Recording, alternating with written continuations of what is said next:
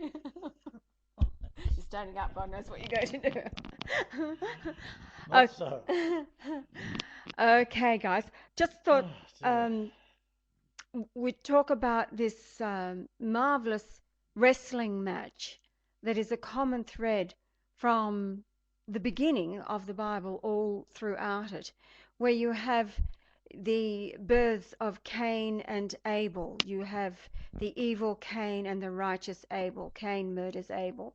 And then it's repeated down through um, Abraham giving his seed over to two sons that come forth. The first is Ishmael, and then there is Isaac. Now, Ishmael is the father of the Arab races, and again, it's this wrestling match between evil and righteousness. Isaac gave birth through his It's all wife quite simple, Rebecca really. to Esau and Jacob, the twins that we just talked about. Esau becomes Edom, Jacob, the righteous Now branch. let's get to the chase here.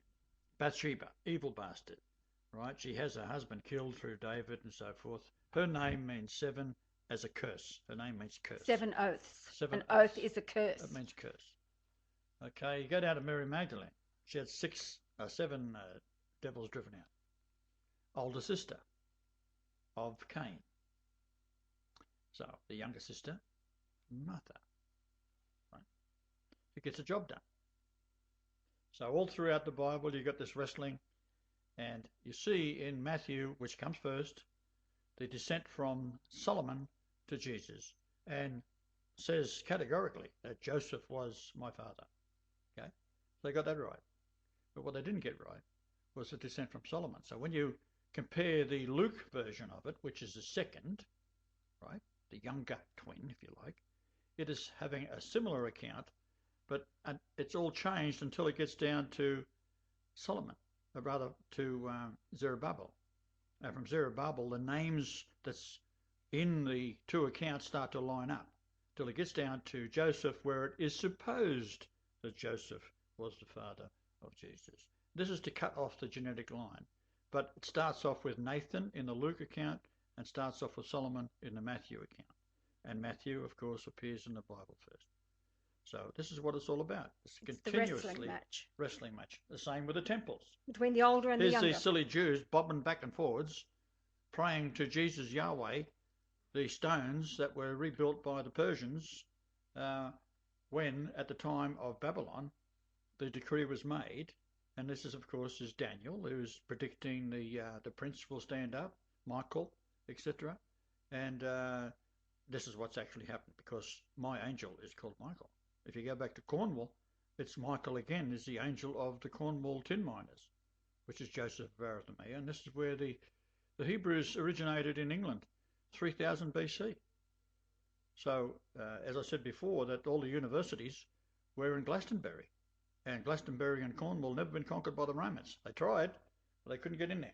No, we missed out on the most important line.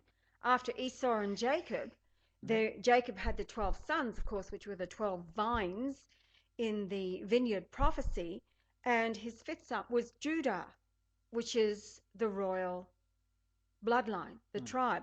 But what does Judah do? Well, he impregnates a woman. A daughter-in-law. Daughter-in-law, that's right. And it was, he was the dude. He was. Oh, he's evil. He was. But and. Well, it's a genetic line here. It doesn't matter what the personality is. I mean, David was an asshole too, but when he was of righteous mind with a righteous woman, he gave life to Nathan, which descends down to Jesus. That's right. Right. Now, but then he has Bathsheba, who is an evil bastard. There's 7 curses, if you like, and she is responsible for adultery with him, and he is responsible for killing her husband, Uriah. Right. And this begets Solomon. And Solomon, an evil bastard, on the day that he was made king. Well, no, it was weeks later when David died. The first thing he does as king is to kill his brother. Yeah, when David died. Not while he was still alive, because he was made king. He didn't become king till he died. No. He was made king a few weeks while he was still alive. And then when David died, the first thing he did was killed his older brother, Adoniah. And Adoniah means worshipper of Yah. Now, the daughter-in-law of Judah had twins again, and the one twin pulled a hand out of the womb, and the midwife at the time tied a scarlet thread around the wrist.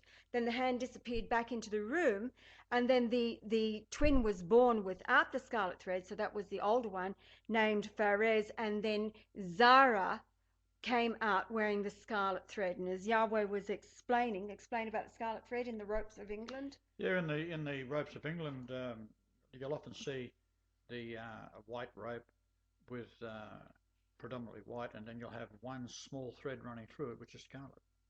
Mm. That's this Pharez thing. The bloodline. Mm. It's all about the bloodline. Okay, we'll be back.